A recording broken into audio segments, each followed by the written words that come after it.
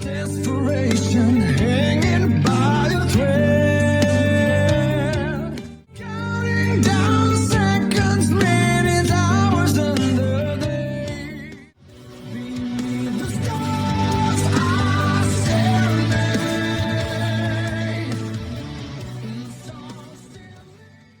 Hey everybody, thanks for tuning in to Border City Rock Talk, where you get great news, great interviews, great interviewees, with sometimes a comedic touch.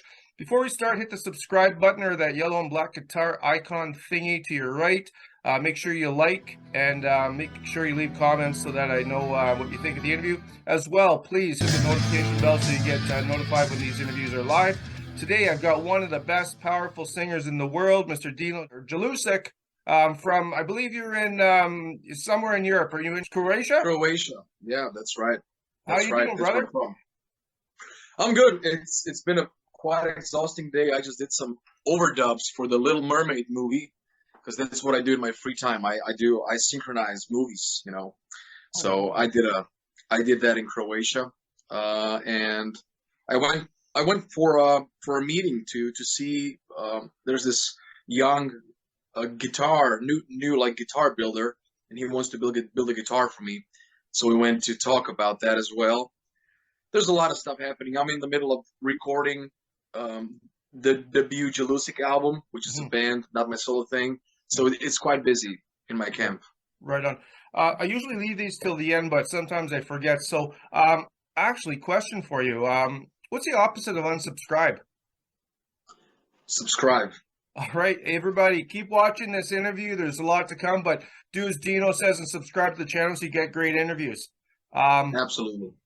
So what I wanted to talk about with Jelusick, we were talking a second ago, a lot of people are confused. They think this is your solo stuff, but it's not. You gave a great analogy. It's like Doc, and it's like Winger, it's like Van Halen. It's just the last name of one of the band members. So this is your first album with Jelusick, and you just released the second single, Rain of Vultures. Tell us about this project, you know? It's not a project. Actually, most of the stuff that I've done in the past were projects, like Dirty Shirley with George Lynch. That was a project. And, well, that was pretty much the only project that I did a full-length album with. But this is my full-time band. The guitar player and I have been in a band called Animal Drive. Yeah. Things went down, and we kind of ended up separating from the label, and we decided to go under a different name. I grew on social media a lot. He started playing with Marco Mendoza. He also did guitars for a famous drummer solo record, which is going to come out this year. I'm not allowed to say who it is. And I got my old buddy, bass player, who used to play in Iron Maiden tribute with me for like 6 years. He's one of the best I've ever heard. And a great, great, great young drummer who's also a singer and a guitar player. So now you have three more.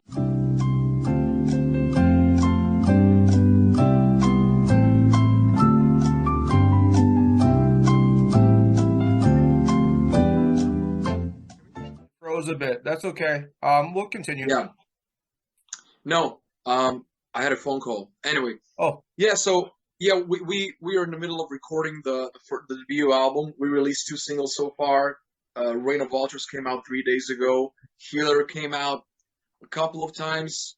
I was in a lawsuit when that song came out, so it was taken down from YouTube a couple of times. And so then it got back, but the song was received so well that only based on that song being on YouTube for 2 days, we got around 30 gigs in Europe. Wow! So that is amazing. Pretty cool thing. The album is, you know, it's shaping up pretty, you know, nicely. It's going to be quite heavy, quite progressive. There's going to be some surprises, you know, some cool ballads, some cool stuff. You're going to hear a lot of different influences. When do you anticipate, or when is the release date, and where can people get it? Well, we haven't set the release date yet. It's going to be sometime in June. So that's all I can say. That's awesome. Yeah. Summer loving. So, yeah. Delving back in your history, obviously I've heard of you. One of the first, well, I shouldn't say the first, but I mean, when I interviewed one of your friends, Jeff Scott Soto. You appeared on his compilations. You did a cover of a great song he sang with Yngwie Malmsteen, "Don't Let It In." And you and Jeff are also, you know, how do you say? I'm a wordsmith. I came here. You guys have worked together with TSO. How's that experience been with Trans-Siberian Orchestra, by the way? It's been great. I've been a member for seventh year now, and I'm pretty much sharing the same living space with Jeff Scott Soto 2 months a year. So Jeff and I became really close. He's probably my best friend out of all the guys in the business, and we have our own thing, and we musically understand each other, and it's a great energy with him.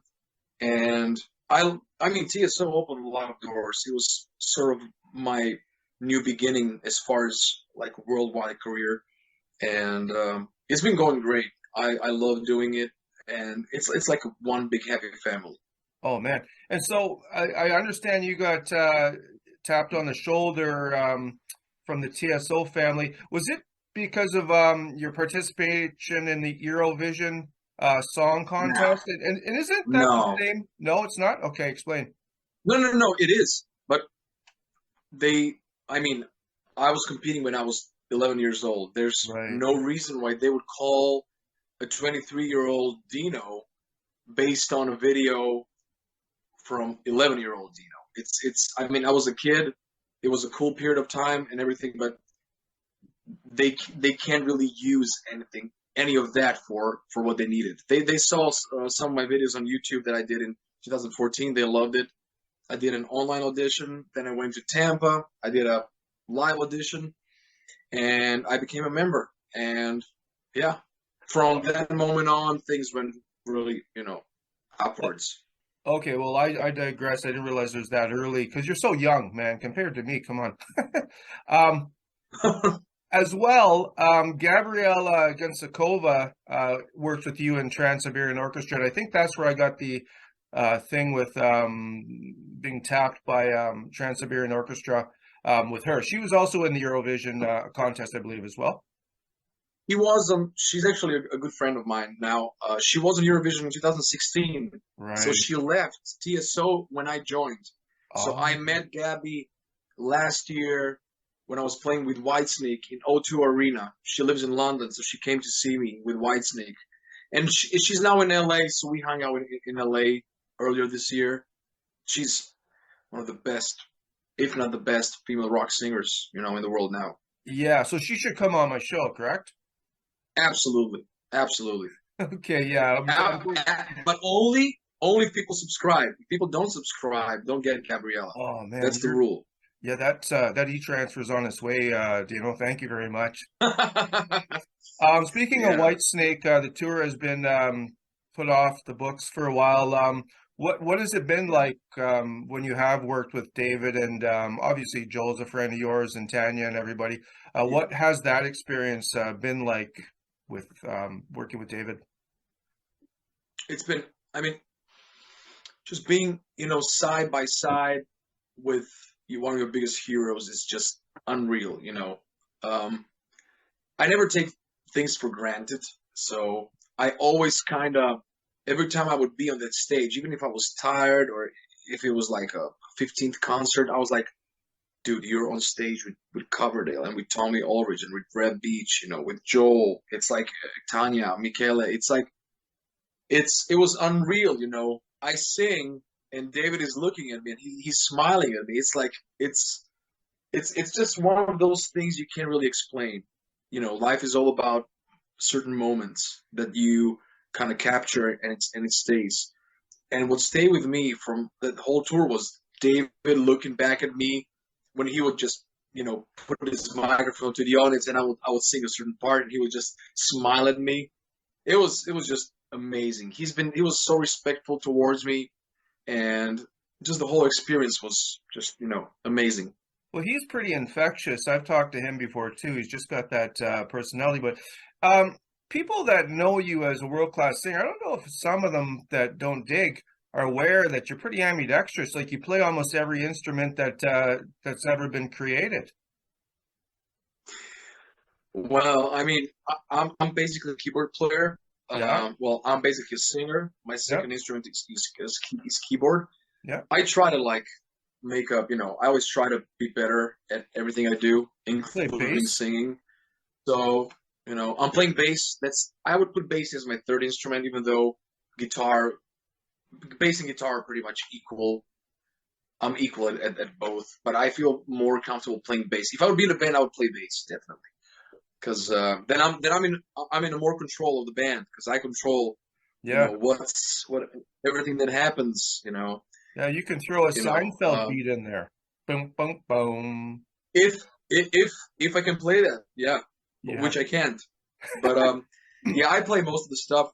I mean, to write songs and arrange songs, you gotta understand the instrument. So when I write songs, I always put down drums and bass and guitars and keyboards myself, and I sing to my drummer. And I'm like, "Can you play the 16 triplet on this? Guitar is gonna go like this. I'm gonna hold a long note. It's gonna be quite impressive." So I pretty much have stuff figured out. It works in my head. Sometimes it's too much for people that expect, da-na-na, da-na-na. Sometimes it's mind blowing for other people. Yeah. It's a matter of taste. I pretty much played and sang every genre there is on earth, from death metal to heavy metal, groove metal, prog metal, rock, pop rock, jazz, blues, soul, R&B. I've tried everything just to see, I listen to everything. So as you can see, my collection is quite big Yeah. Yeah. right there. There's some more stuff in here, and there's Yeah. a lot more in the other room. But yeah, I think exploring kind of makes you, it gives you more depth within writing. So Right. why not? Exactly. Well, what I was gonna, well, I love the cover. If you to the viewers out there, if you're a fan of Jefferson Starship or Airplane, whatever the name they had at the time, you did a great cover of Jane. Yeah. Well, I'm not usually a fan of covers, to be honest with you. Hmm. But when Mike Portnoy asks you to do a cover, Yeah. then you're a fan of doing covers. So Mike said, "Hey, it's COVID. I'm home. You're home. I always wanted to have a track with you." And I said, "Okay, what do you want to do?" And he said, "Jane from Starship." And I said, "I'm currently listening to Starship every day, so Jane is a big yes." And He said, speaking, "Can you yeah?" And he said, "Who's gonna play bass and keyboards?" And I'm like, he's like, I'm like, "You know what? I'm gonna do it. I'm gonna play bass and keys. There's gonna be some wild stuff, and I'm gonna send it to Joel. Joel's gonna play some wild guitars because Orchestra. Joel is like a perfect guitar player." Yeah. And I did some cool licks on the key on the keys, and Joel just played over that, and it was just. Some people say it's mind blowing. Some people say it's overplayed. It's a No. matter of taste. I think it's Beautiful. cool. I really And like what we did. and and blow the viewers away. Who's this Mike you're speaking of? Is he any good at what he does? Who is this guy? Who, Mike? Yeah, I know who he is. I'm being facetious. Tell the viewers Oh who yeah, Mike is. he was in your podcast. No, I said I'm being facetious. Tell the viewers which Mike you're talking about. Oh, I'm sorry. I'm talking about Mike Portnoy to Yeah, people that have no clue. yeah, Yeah, Mike yeah. Portnoy. Boom. Yeah, Mike. Yeah, boom. Legend. Mike Portnoy, the drum hero. Well, Yeah. Portnoy has been one of my. Well, Portnoy is like one of my favorite drummers, if not my favorite. It's hard to say. I can never find like a favorite singer or a favorite drummer or a No. favorite guitar player. I can give you my top five. Like the favorite one, because Yeah. it's not all about playing. It's also about the sound, the swing, the whole package, the Personality. charisma. It's some drummers sound great, but when I see them, I'm like, you're a great drummer, but there's something missing, and that's where Mike Portnoy is high. He has the whole package. He's There's a very really musical. there's a really great drummer for Accept. I think his name is Chris Williamson. Do you know what I'm talking about? I have no clue, The but I'm guy's gonna check just him out. he's got like you're saying, drumming, you got your technical physical skills, but he's got that aura on stage. He almost takes over from Mark. I mean, he is just like you look at them playing live, and maybe I'll send a clip to Dario to send you, and you watch him play. He's just got everything. He's got the personality on stage. But I wanted to bring up something earlier, which I found a little bit interesting because you're such a great singer. You're such a ambidextrous in instruments. I was wondering, and I have to be honest, I was wondering if David ever say hung up the microphone, if that's why he maybe brought you in or on days when he wasn't able to perform, because you can sing anything. Has anybody ever asked that stupid question? I don't know. In interviews or Yeah, or yeah, everybody has been asking the same. oh, And good. It's not just me. no, everybody thought the same. I was hoping that would not happen because I'm too big of a Whitesnake fan to uh to like imagine Whitesnake without David, because he is the guy. He's Whitesnake. So Yeah. I've heard rumors. I even heard rumors from closer people that said that's his plan. He never officially told me. When he didn't feel good, he even told us once, "Hey, just do a show without me." And we were like, "God, no! There's no way Whitesnake can go on without David. He is the guy. People come to see David in front of that mic stand. You know, I may be a great singer, but I can only be legendary in my own band if I succeed. In Whitesnake, I was helping out. That's how I see it. People might see it as, oh, the extra talented kid that's gonna, carry the torch. That's cool. It's a very uncomfortable position for me. For David, not so much. He would remain a legend, and he would make probably some more money. But I would take all the all the mud would be on me, because even if I do the best job ever, I'm not the original singer. So No. I would probably have the same problem that Arnell had when he joined Journey. You ain't Steve, even though he can sing anything. Yeah. So I Oh, never right, yeah. liked I never really liked the replacement singer thing. Yeah. You can be the best ever. You're still a replacement, and that's the problem. The only one go ahead. Unless the band hasn't developed enough and you step in and then they up their game. That's what happened with Iron Maiden. They were cool with Paul Di'Anno, but Bruce just took it to a whole nother level. And that's where Iron Maiden became Iron Maiden, Yeah. So that's different. Well, the one exception, and I don't know if you'd agree, is when Sammy Hagar came in. At the beginning, I was skeptical. Dude, Sammy Hagar is in my top 3 singers. So Yeah. I absolutely agree with you. Okay. Yeah. I won't keep you much longer, Dino. You've been a blessing here. So everybody check out Reign of Vultures and Jelusick album coming out in probably June. I'll put links to the websites and everything below in the description box. Favorite Canadian singer? Do you have one, my friend? Canadian. I would go with Bryan Adams. Right on. Hey, I love Brian. So does Adrian. Dude, Bryan Adams is my favorite music when I drive, man. I have Reckless in my car. I have Waking Up the Neighbors and Cuts Like a Knife. I have all 3 in my car. But I think Chad Kroeger is insane. I was a huge Nickelback fan. I think Nickelback it's unfair, all the shit they've been, getting. Nickelback blows away so many bands on the market. Yeah, for sure. Is Devin Townsend Canadian? He is certainly Canadian, and that gets brought up a lot for his guitar playing and everything. Yeah. Devin Townsend is amazing. He sang on my favorite Steve Vai record. I love Strapping Young Lad. And who else is Canadian? I'm trying to. Avril? Is Avril Canadian? Well, we've got Rick Emmett of Triumph is Canadian. Everybody says Oh, that's Rush. right. Everybody says Rush, but yeah, there's a lot. Well, actually, you'll probably know Jeff Waters, Annihilator. Oh, actually, Jeff Waters gave me a call for one of his bands 2 years ago. Tell him to give me a I call. love that. I'll tell him. Yeah, Okay. I used to listen to Annihilator when I was younger. King of the Kill album was great. Yeah. I love it. Yeah, Alice in Hell and stuff. So I'll let Alice you in go.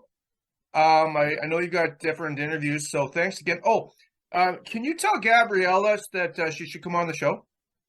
Absolutely. You want me to do it now, like online? Yeah, just say it in the camera. I'll send it to her clip. Gabby, get on this show and get people to Gabby, get on this show and get people to subscribe for our buddy. Thanks again, Dino, for your time, and thanks for chatting with me, and we'll talk to you soon, my friend. Cool. Talk to you soon, dude.